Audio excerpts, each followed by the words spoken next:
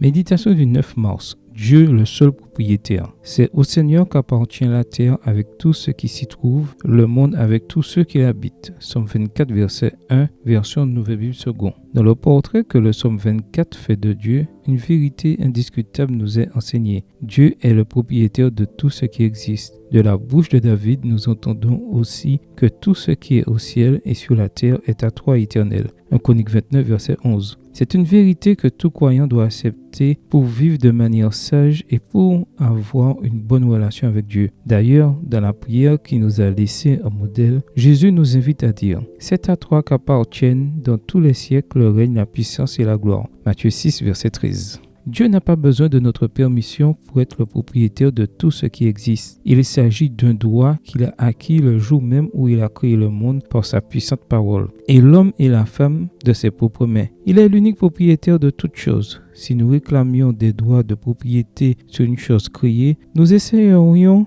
d'usurper la place de Dieu. Considérer que nous sommes propriétaires est une attitude spirituellement destructrice. Je sais qu'il est plus facile d'écrire cela que de le croire et de le mettre en pratique. Parce qu'il me coûte d'accepter l'idée que ma maison n'est pas à moi, que mon argent et mon corps ne m'appartiennent pas. Et cela induit que mon épouse et mes enfants ne sont pas à moi non plus. Nous croyons certainement être propriétaires de choses et de personnes, mais même s'il nous est pénible de l'admettre, c'est la vérité. Dieu est le propriétaire de tout et nous ne sommes propriétaires de rien. Que nous puissions acquérir certaines choses ou en jouir ne nous donne pas le droit de propriété. La lumière du soleil, la famille sont à notre disposition pour que nous en jouissions selon des principes saints, pour en prendre soin et les partager, mais ils ne nous appartiennent pas. Si nous étions propriétaires de notre propre corps, nous lui ordonnerions d'arrêter de vieillir et de nous obéir. Mais il est évident qu'il y a beaucoup de choses qui, même si nous les avons en apparence, sont en réalité hors de notre contrôle.